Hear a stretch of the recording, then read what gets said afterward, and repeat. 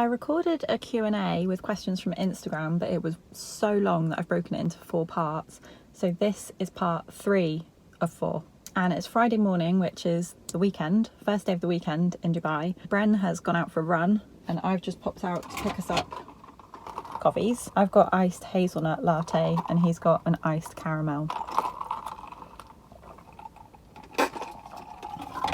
How did recovery change your relationship with your friends and family? Oh my God, it's so much better. I think probably because I can join in with people now and like be spontaneous and they're not all worrying about like, oh my God, what's Meg gonna eat? And also because I'm just more present, like I can listen to them and actually hear what they're saying and not have half my brain on like, but what have I eaten today or what am I having later today? How did you overcome the thought that weight and look doesn't define you? I think probably a combination of challenging that belief, so thinking like, what are my values? What do I respect in other people? And also building up my life beyond body and appearance. So my psychologist calls it the pie chart of life, and it's about building up segments of your pie chart that aren't food and body related. So like work, interests, relationships, hobbies, or maybe introducing a completely new segment of your pie. Any tips on dealing with your stomach sticking out during recovery? I keep running back. Partly I think that's just a normal human thing. Like if you're thinking I'll recover when I don't bloat, like you're never going to recover. I bloat all the time. You still eat the same amount of food now as you did during weight restoration. Oh, that's really interesting, and I don't know because I don't track my calories and I didn't during my recovery. Oh, my battery died again. So I feel like yes, but having said that, I've lost that like when I eat something, I want to eat it 8 times. Like if I have a slice of cake now, I'll be satisfied. I won't be like, oh my God, but I want to eat the whole cake. So I certainly haven't like cut any foods out of my diet. Like there was no such thing as a recovery food or a weight gain food. Like everything I introduced in my recovery stays. Like I used to say to myself, once it's in, it's in. Like I'm not adding, say, salad dressing just to tick box challenge it and then go back to salads without dressing. So in that sense, things haven't changed. But probably like my mental hunger and cravings for food have changed. Like food's just lost its novelty. Like it's just almost a bit boring sometimes. Or it's just satisfying enough. Like I'll have something and be like, fine. Not like, oh my God, now I want to eat that every hour of the day. Yeah, probably my mental hunger has changed. The next question is, do you still think about food all the time?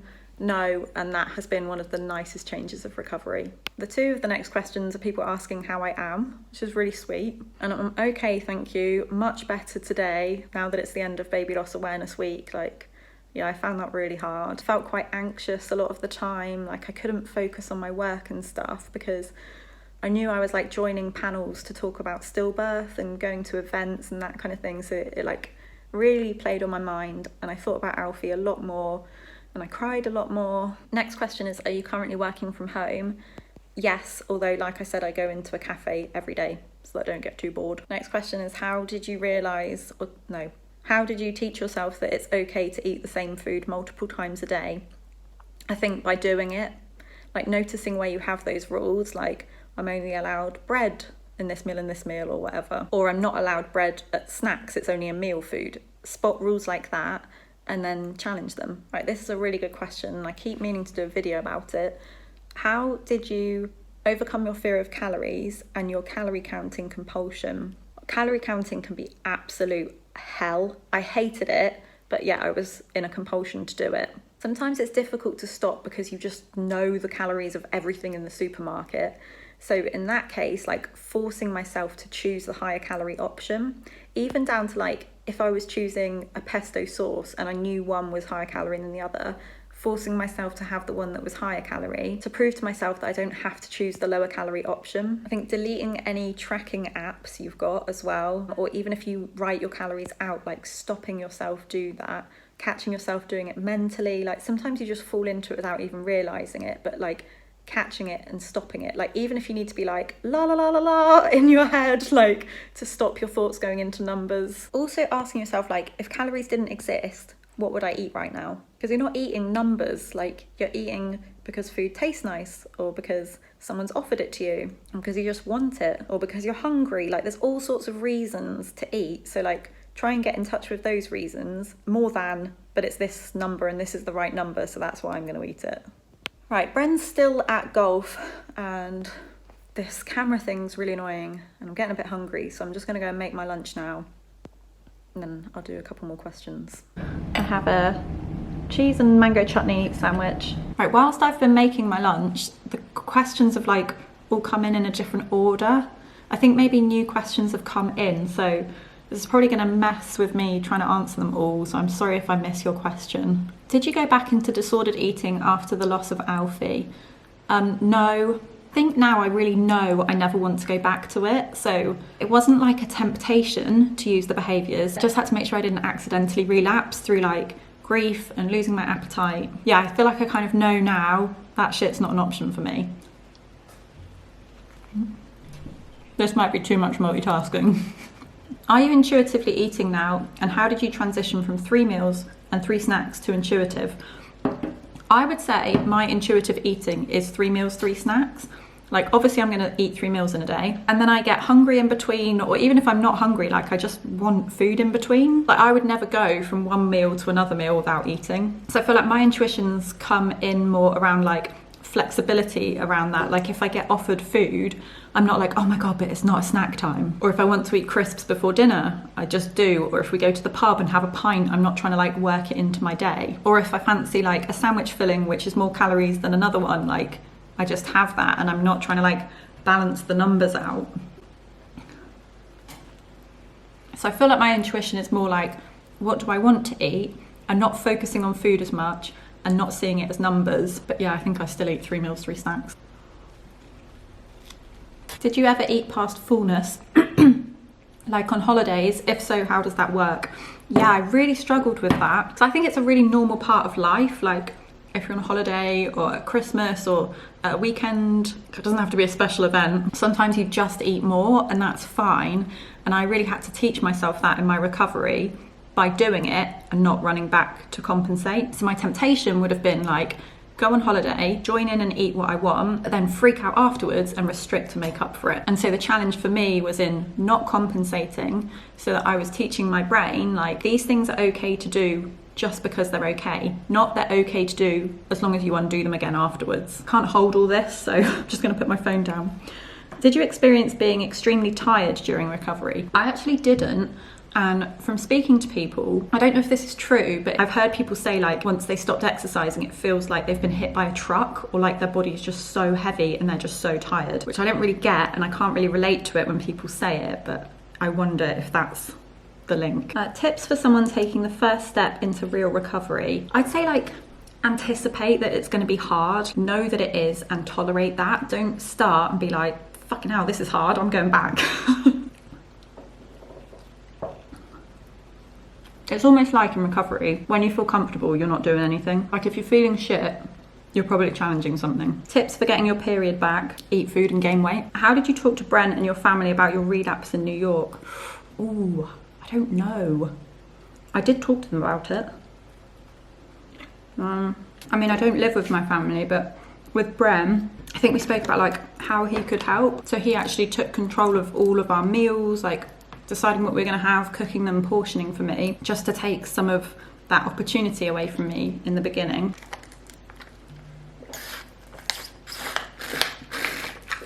Oh, these are over so quick. I was actually drinking that whilst I was making my sandwich.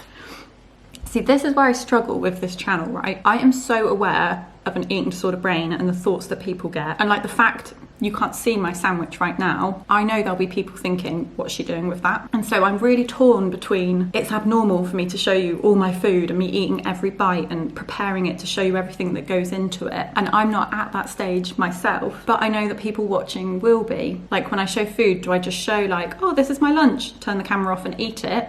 Or am I going to trigger people to think, oh, she's not eating that, now I shouldn't eat my lunch? Like, I want to show that I eat this food and that it's fine, but not in an abnormal way. And how the hell do you strike that balance? Anyway. Oh my God. This one, it's a big one. Thoughts on veganism when you love animals but are in recovery. I can only answer from my own point of view here. and what's true for me. So for me, I don't think I can afford any restrictions on my diet. If I want to do good in the world, I think the net impact of how I can do good is through being well. And I don't think that personally I can be well whilst I have restrictions on my diet. Whatever the intentions behind those restrictions, like they don't have to be eating disorder driven. So personally, I would try and find other ways to help.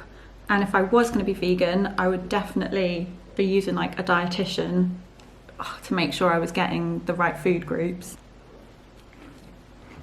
This one's really funny. What beauty makeup products do you use and what's your beauty routine? That's really funny to me because it reminds me of a Michael McIntyre joke. He talks about going into like a cosmetic counter like Boots or something, and the people are trying to stop him to be like, sir, what's your skin routine? What do you do with your skin? Tell us your daily skin routine.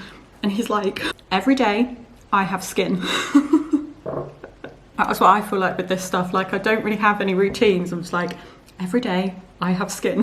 So yeah, I don't really have a routine. And I don't use that much makeup, to be honest. I don't have it here, but I'll show you it in a bit what I actually use. How do you manage to overcome the loss of the thin, skinny identity? I think I kind of answered this earlier in like the building up other areas of your life, and also in tolerating that void period for a bit. Like shedding an eating disorder is huge, and it's not like life's going to be perfectly ready-made to jump in its place. So you have to allow yourself a bit of that like uncomfortable period of like, well, you don't completely do that anymore, but also what's your position in life? And it'll come, like stick at it, you'll find new things that you like and enjoy. But it's just about, it's about tolerating discomfort again. Like nothing in recovery is perfect and easy and quick fixy, oh I feel so much better right now. Like it's just tolerating a bit of the discomfort.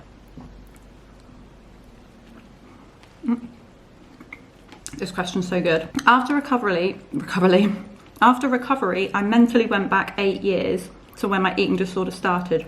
How do I catch up on these 8 years? I'm just finished my mouthful. This is so true. I feel like my eating disorder was like a time warp. So I got ill at like 13, 14, and I feel like mentally I stayed that age. And all my friends and siblings were like growing older around me, but I was just so stuck. And that was actually one of my big motivators for recovery, was not wanting to be left behind. So I do feel like I've caught up now, but I think go easy on yourself. Like there are some experiences I've missed which I'll never get back, but I'm not the same as the people who've gone through those experiences. Like I had a very different experience. Like I took a year out of doing my A-levels, and I think I took 4 years to do them or something. Anyway, I was behind when I went to uni, and I was older than people in my year group, and I'd got less life experience than them, and it did really bother me. But like, what am I going to do if I go back into my eating disorder because of that? I'm just freezing myself in time even more. So like when people around me were like, oh, I went on this gap year and that gap year and blah blah blah blah blah, what did you do?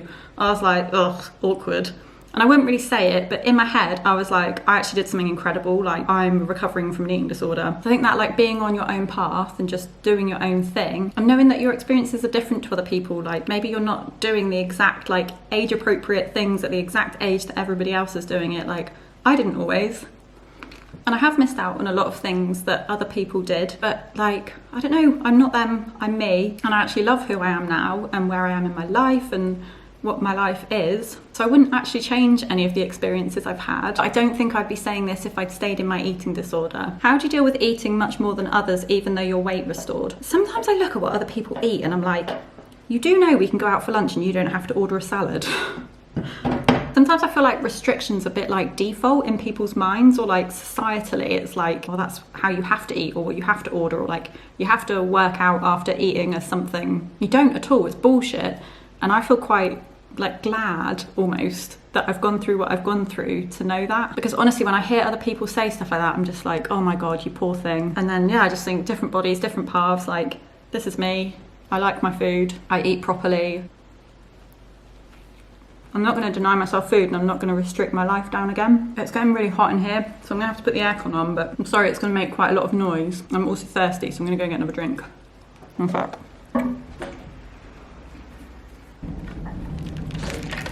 I remembered not to throw away my reusable straw, so that's a result.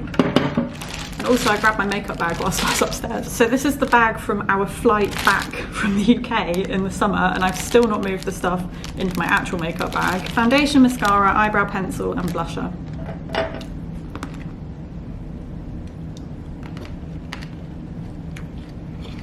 How do you identify thought as an ED thought? if you believed what the thoughts said. I think it helps trying to get distance from your thoughts, like separate yourself and realise that a thought is not the absolute truth. And however believable it seems, it doesn't mean you need to act on it. So I would say to myself, just because I get the thought doesn't mean I need to act on it. And I didn't wait until the thoughts didn't seem believable. Like, I'd still be waiting for that now.